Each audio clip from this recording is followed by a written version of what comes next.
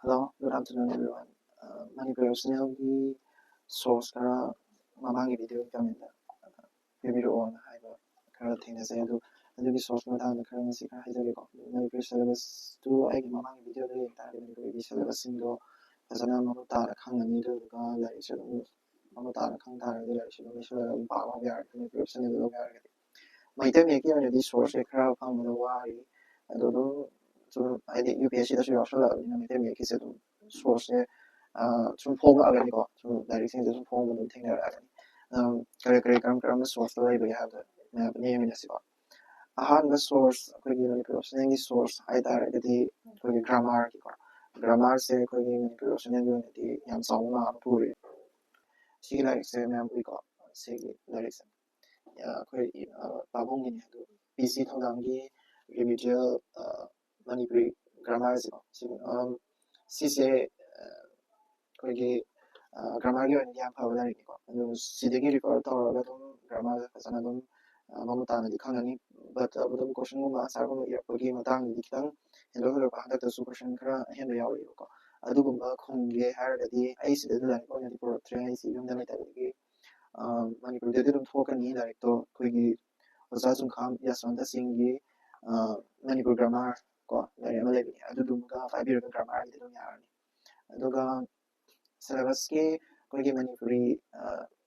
Manipuri paper the language के paper ले देना को यदि paper 1 की section A की sort the language के paper का यदि general characteristics of Manipuri language history Manipuri की history की मरम्दा language की history की मरम्दा मैं तेलों का मानते थोड़ा क्या भी मरम्दा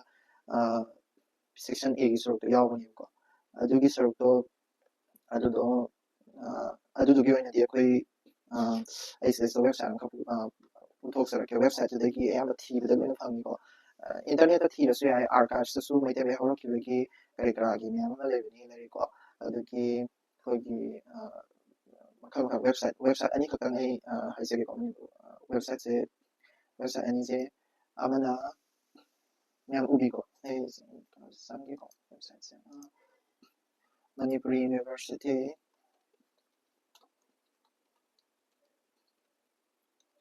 소건가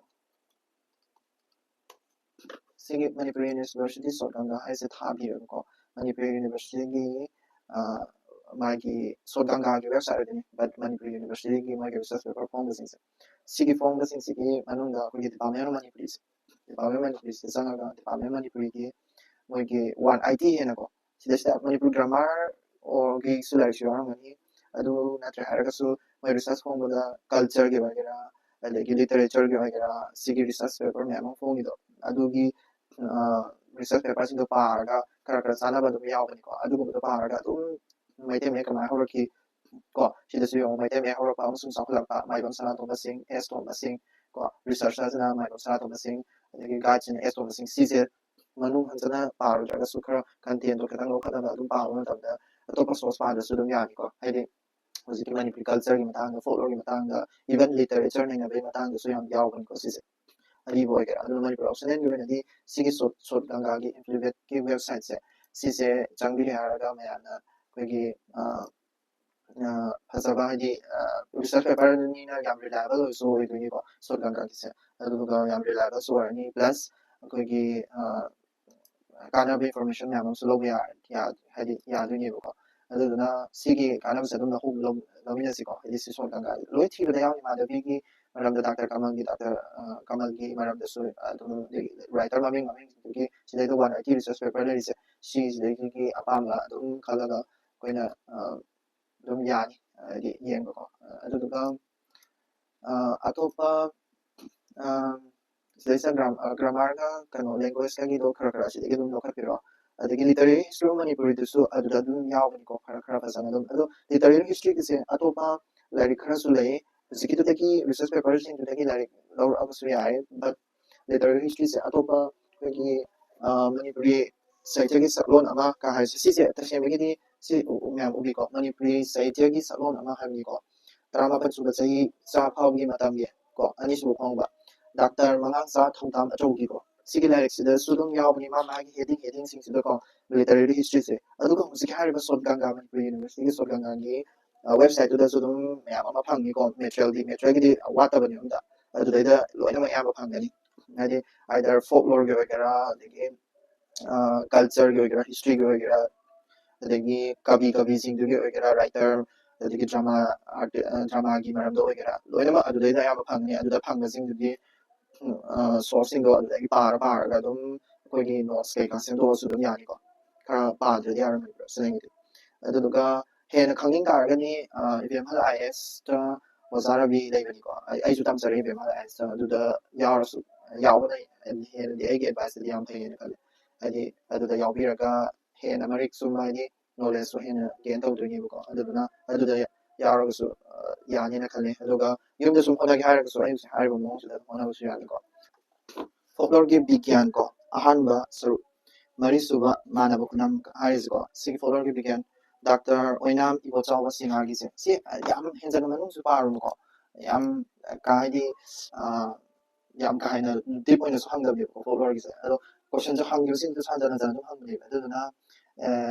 ꯂꯥꯏꯔꯤꯛꯁꯤꯃꯗꯤ ꯂꯩꯕꯤꯔꯣ ꯑꯗꯨꯗꯨꯒ ꯑꯗꯨꯝ ꯀꯥꯕꯛ ꯄꯥꯔꯒ ꯑꯗꯨꯝ ꯅꯣꯠꯁ ꯈꯔ ꯁꯦꯝꯗꯣꯛꯑ ꯑꯗꯨꯝ ꯊꯝꯕꯤꯔꯣꯀꯣ ꯑꯗꯨꯗꯨꯅ ꯐꯣꯛꯂꯣꯔꯒꯤ ꯁꯤꯗꯩꯁꯤꯗ ꯂꯣꯏꯔꯦ ꯑꯗꯒꯤ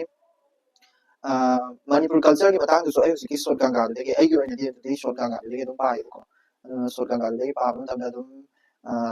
ꯈꯪꯒꯅꯤꯅ ꯈꯜꯂꯤ ꯑꯩꯒꯤ ꯋꯥꯈꯜꯗꯗꯤꯀꯣ ꯑꯗꯨꯒ ꯑꯔꯤꯕ ꯃꯅꯤꯄꯨꯔꯤ ꯍꯤꯁꯇ꯭ꯔꯤꯒꯤ ꯁꯤꯂꯦꯕꯁꯀꯤ ꯑꯔꯤꯕ ꯃꯅꯤꯄꯨꯔꯤ ꯍꯤꯁꯇ꯭ꯔꯤꯒꯤ ꯑꯣꯏꯅꯗꯤ ꯑꯣꯜ ꯃꯤꯗꯤꯌꯦꯕꯜꯒꯤ ꯑꯣꯏꯅꯗꯤ ꯂꯥꯏꯔꯤꯛꯁꯨ ꯂꯩꯀꯣ ꯂꯥꯏꯔꯤꯛ ꯂꯩ ꯑꯗꯨ ꯑꯩꯅ ꯁꯨꯝ ꯈꯟꯕꯗ ꯂꯥꯏꯔꯤꯛꯁꯦ ꯂꯥꯡꯊꯦꯜꯈꯣꯡ ꯐꯝꯕꯥꯜ ꯀꯥꯕ ꯀꯣ ꯑꯗꯒꯤ ꯅꯨꯃꯤꯠ ꯀꯥꯕ ꯁꯤ ꯂꯥꯏꯔꯤꯛꯁꯤꯡꯁꯦ ꯕꯖꯥꯔꯗꯁꯨ ꯂꯣꯏ ꯐꯪꯒꯅꯤꯀꯣ ꯄꯥꯎꯅꯥ ꯕꯖꯥꯔꯒꯤ ꯑꯩꯈꯣꯏꯒꯤ ꯄꯣꯂꯣꯒ꯭ꯔꯥꯎꯟ ꯃꯃꯥꯡꯉꯒꯤ ꯒꯣꯚꯔꯅꯔꯒꯤ ꯔꯣꯗꯀꯤꯗꯣ ꯑꯗꯨꯗꯩꯗ ꯔꯥꯖꯦꯁ ꯍꯥꯏꯕ꯭ꯔꯥ ꯀꯩꯅꯣ ꯑꯗꯨ ꯗꯨꯀꯥꯟ ꯑꯅꯤ ꯑꯍꯨꯝ ꯐꯪꯕꯅꯤꯀꯣ ꯑꯗꯨꯗꯒꯤ ꯂꯣꯏꯅ ꯐꯪꯒꯅꯤꯀꯣ ꯍꯥꯏꯗꯤ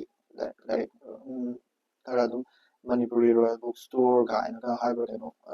ꯑꯗꯨꯗꯩꯗ ꯂꯣꯏ ꯐꯪꯉꯤꯕ ꯑꯌꯥꯝꯕꯅ ꯁꯤꯒꯨꯝꯕ ꯂꯥꯏꯔꯤꯛꯁꯦ ꯕꯠ ꯇꯧꯕꯇꯕꯨ ꯑꯩ ꯁꯤ ꯄꯥꯕꯨꯗꯤ ꯄꯥꯎ ꯑꯗꯨꯒ ꯑꯥꯔꯊ ꯑꯝꯇ ꯈꯪꯉꯣꯏꯀꯣ ꯑꯩ ꯏꯁꯥ ꯂꯥꯏꯔꯤꯛꯇ ꯂꯩꯖꯔꯒꯁꯨ ꯑꯩ ꯄꯥꯗꯦꯕ ꯁꯤꯁꯦ ꯑꯗꯨ ꯄꯥꯕꯒꯤ ꯃꯍꯨꯠꯇ ꯑꯩꯈꯣꯏꯒꯤ ꯌꯥꯝ ꯁꯤꯝꯄꯜ ꯑꯣꯏꯅ ꯑꯩꯈꯣꯏꯒꯤ ꯁꯤꯒꯤ ꯊꯧꯗꯥꯝ ꯗꯥꯛꯇꯔ ꯃꯉꯥꯡꯆꯥ ꯊꯧꯗꯥꯝ ꯑꯆꯧ ꯀꯣ ꯁꯤꯒꯤ ꯃꯅꯤꯄꯨꯔꯤ ꯁꯥꯍꯤꯇ꯭ꯌ ꯁꯛꯂꯣꯟ ꯑꯃ ꯁꯤꯒꯤ ꯂꯥꯏꯔꯤꯛꯁꯦ ꯁꯤ ꯐꯪꯗꯤ ꯐꯪꯉꯣꯏꯀꯣ ꯐꯪꯗꯕꯅꯤ ꯑꯗꯣ ꯑꯩ ꯌꯥꯝ ꯋꯥꯅ ꯊꯤꯒꯦ ꯑꯗꯣ ꯄ꯭ꯔꯤꯟ ꯑꯅꯧꯕ ꯊꯣꯛꯑꯒꯗꯤ ꯁꯤꯒꯤ ꯂꯥꯏꯔꯤꯛꯁꯦ ꯑꯝꯇꯪ ꯊꯤꯕꯤꯌꯨꯀꯣ ꯊꯧꯗꯥꯝ ꯑꯆꯧꯒꯤꯁꯦ ꯑꯗꯨꯗꯨꯒ ꯍꯧꯖꯤꯛꯀꯤ ꯍꯥꯏꯔꯤꯕ ꯂꯥꯏꯔꯤꯛ ꯌꯣꯟꯐꯝꯁꯤꯡꯁꯤꯗ ꯐꯪ ꯇꯥꯔꯒꯗꯤ ꯂꯩꯕꯤꯔꯣ ꯃꯩꯇꯩ ꯃꯌꯦꯛꯇꯁꯨ ꯐꯪꯒꯨꯝ ꯇꯧꯕꯅꯤ ꯁꯤꯁꯦ ꯃꯩꯇꯩ ꯃꯌꯦꯛꯇꯗꯤ ꯑꯅꯧꯕ ꯊꯣꯛꯀꯨꯝ ꯇꯧꯕꯅꯤ ꯑꯗꯣ ꯕꯦꯡꯒꯂꯤꯗꯗꯤ ꯐꯪꯈꯤꯗꯕꯅꯦꯕꯀꯣ ꯃꯩꯇꯩ ꯃꯌꯦꯛꯇꯗꯤ ꯐꯪꯒꯨꯝ ꯇꯧꯕꯅꯤ ꯑꯗꯣ ꯃꯩꯇꯩ ꯃꯌꯦꯛꯀꯤꯗꯣ ꯂꯥꯏꯔꯤꯛꯇꯣ ꯂꯩꯕꯤꯌꯨ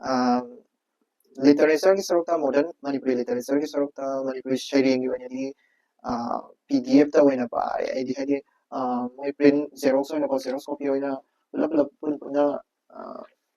ꯑꯩꯈꯣꯏꯒꯤ ꯃꯦꯇꯔꯤꯌꯦꯜ ꯑꯣꯏꯅ ꯁꯤ ꯀꯩꯅꯣꯗ ꯀꯣꯆꯤꯡ ꯁꯦꯟꯇꯔꯗ ꯑꯌꯥꯝꯕ ꯐꯪꯉꯤꯀꯣ ꯑꯗꯣ ꯀꯣꯆꯤꯡꯗ ꯅꯠꯇ꯭ꯔꯒꯁꯨ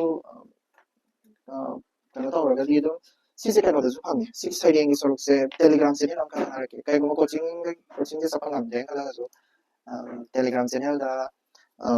UPSC ꯃꯅꯤꯄꯨꯔꯤ ꯂꯤꯇꯔꯦꯆꯔ ꯑꯣꯞꯁꯅꯦꯜ ꯍꯥꯏꯔꯀꯣ ꯑꯃ ꯍꯥꯡꯉꯦ ꯇꯦꯂꯤꯒ꯭ꯔꯥꯝꯗ ꯑꯗꯨꯗꯒꯤ ꯑꯗꯨꯝ ꯗꯥꯎꯟꯂꯣꯗ ꯂꯣꯏ ꯇꯧꯕ ꯌꯥꯅꯤ ꯀꯣ ꯑꯗꯨꯒ ꯍꯧꯖꯤꯛ ꯍꯥꯏꯔꯤꯕ ꯂꯤꯇꯔꯦꯆꯔꯒꯤ ꯃꯥꯙꯕꯤ ꯂꯥꯏꯔꯤꯛ ꯑꯔꯤꯕꯁꯤꯡꯁꯤꯀꯣ ꯁꯤꯒꯨꯝꯕ ꯂꯥꯏꯔꯤꯛꯁꯤꯡꯁꯤꯁꯨ ꯇꯦꯂꯤꯒ꯭ꯔꯥꯝ ꯆꯦꯅꯦꯜ ꯀꯪꯂꯩꯄꯥꯛꯀꯤ ꯑꯔꯤꯕ ꯂꯥꯏꯔꯤꯛ ꯑꯗꯒꯤ ꯑꯔꯤꯕ ꯂꯥꯏꯔꯤꯛ ꯀꯥꯏꯅꯀꯣ ꯑꯗꯨ ꯆꯦꯅꯦꯜ ꯑꯅꯤ ꯑꯍꯨꯝ ꯂꯩꯕꯅꯤ ꯑꯗꯨꯗ ꯂꯣꯏ ꯐꯪꯕꯅꯤ ꯑꯗꯨ ꯍꯦꯟꯅ ꯈꯪꯅꯤꯡꯉꯒꯗꯤ ꯑꯗꯨꯝ ꯄꯥꯎ ꯐꯥꯎꯅꯔꯁꯨ ꯌꯥꯅꯤ ꯁꯤꯒꯤ ꯌꯨꯇ꯭ꯌꯨꯕꯀꯤ ꯄ꯭ꯂꯦꯠꯐꯣꯝꯁꯤꯗꯀꯣ ꯑꯗꯨꯒ ꯄ꯭ꯔꯣꯁꯀꯤ ꯑꯩ ꯑꯗꯨꯝ ꯖꯦꯔꯣꯛꯁ ꯇꯧꯊꯣꯛꯑꯒ ꯂꯩ ꯑꯗꯒꯤ ꯄꯣꯏꯇ꯭ꯔꯤꯒꯤ ꯑꯗꯨꯝ ꯖꯦꯔꯣꯛꯁ ꯇꯧꯔꯒ ꯂꯩ ꯀꯣ ꯑꯗꯒꯤ ꯑꯗꯨꯒ ꯀꯩꯅꯣꯒꯤꯗꯤ ꯑꯩꯈꯣꯏꯒꯤ ꯅꯣꯚꯦꯜ ꯍꯥꯏꯇꯥꯔꯦꯀꯣ ꯅꯣꯚꯦꯜ ꯗ꯭ꯔꯃꯥ ꯀꯣ ꯅꯣꯚꯦꯜ ꯗ꯭ꯔꯃꯥꯒꯤꯗꯤ ꯑꯩꯈꯣꯏꯒꯤ ꯁꯤ ꯂꯥꯏꯔꯤꯛꯁꯦ ꯑꯗꯨꯝ ꯊꯣꯛꯄꯅꯦꯀꯣ ꯗꯥꯛꯇꯔ ꯀꯃꯜꯒꯤꯁꯦ ꯑꯗꯒꯤ ꯗ꯭ꯔꯃꯥꯗ ꯀꯥꯡꯁꯕꯗꯒꯤ ꯗꯣ ꯍꯧꯖꯤꯛꯀꯤ ꯑꯩ ꯀꯩꯅꯣꯗꯨꯗꯒꯤ ꯇꯦꯂꯤꯒ꯭ꯔꯥꯝ ꯆꯦꯅꯦꯜꯗꯨꯗꯒꯤ ꯇꯧꯔꯒ ꯄ꯭ꯔꯤꯟ ꯇꯧꯊꯣꯛꯄꯅꯦꯕ ꯁꯤꯁꯦ ꯑꯗꯣ ꯄ꯭ꯔꯤꯟ ꯇꯧꯊꯣꯛꯑꯒ ꯄꯥꯕꯅꯦ ꯑꯗꯣ ꯃꯣꯗꯔꯟ ꯂꯤꯇꯔꯦꯆꯔꯒꯤꯗꯤ ꯂꯥꯏꯔꯤꯛꯇꯤ ꯍꯧꯖꯤꯛꯀꯤ ꯑꯩꯅ ꯄꯥꯎꯅꯥ ꯕꯖꯥꯔ ꯑꯗꯒꯤ ꯈꯤꯇꯪ ꯆꯠꯊꯣꯛꯑꯒ ꯁꯣꯝ ꯅꯥꯀꯟ ꯒꯣꯚꯔꯅꯔꯒꯤ ꯃꯅꯤꯡ ꯍꯥꯏꯇꯥꯔꯦꯀꯣ ꯒꯣꯚꯔꯅꯔ ꯃꯅꯤꯡꯗꯨꯗ ꯂꯥꯏꯔꯤꯛ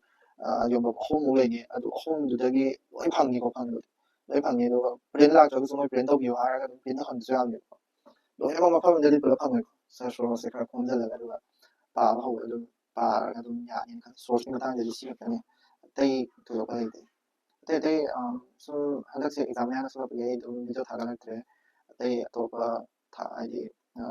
ꯃꯅꯤꯄꯨꯔ ꯆꯦꯅꯦꯜ ꯈꯔ ꯄꯥꯔꯛꯑꯒꯗꯤ ꯑꯩ ꯑꯗꯨꯝ ꯚꯤꯗꯤꯑꯣ ꯊꯥꯒꯠꯂꯛꯀꯦ ꯎꯁꯅꯦꯜꯒꯤ ꯃꯇꯥꯡꯗ ꯑꯗꯨꯝ ꯈꯟꯅꯁꯦ ꯅꯩꯅꯁꯦ ꯌꯥꯝ ꯈꯪꯅꯔꯤꯕꯒꯤꯗꯤ ꯅꯠꯇꯦꯀꯣ